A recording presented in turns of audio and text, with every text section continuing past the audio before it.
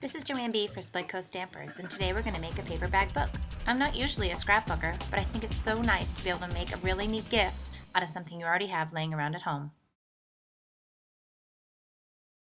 To make your paper bag book, you're going to start with 3 or even more brown paper lunch bags. You're going to lay them out side by side, alternating the bottoms and the tops of the bags, and then stack them up. Now that the bags are stacked up end to end, you'll just simply fold them over in the middle, give a nice crease, and here's the basis of our book. The next step in making a book is to add your binding.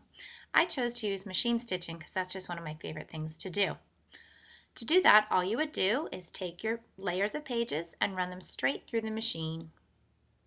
If you don't have a machine though, don't worry. You could equally use a paper piercer and a needle and thread, or you could use a hole punch and then thread through either ribbon or baker's twine.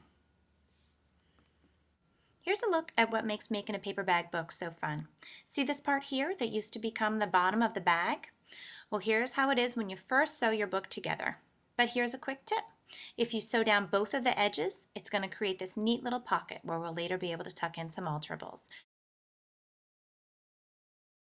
Here's another fun part of a paper bag book. This part used to be the top of the bag, see?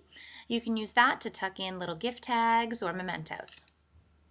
Now the fun begins and we get to embellish.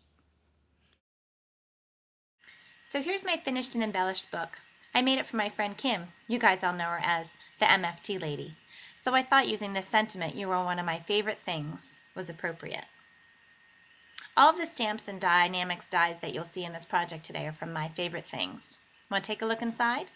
Here's one of those little pockets that I'd shown you, along with a journaling tag tucked right inside. I've got a scrapbook page here from a girl's weekend. This sentiment is from a new stamp set titled Own Your Story. And here's one of those pockets where she'll be able to tuck in any little memorabilia from our trip.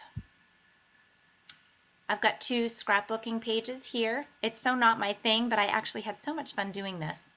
And here's a page with Lori from Splitcoast Stampers and Miss Meowie, otherwise Alma from the Cat's Pajamas.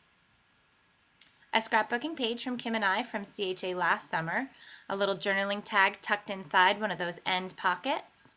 And then here's a note that I've tucked inside.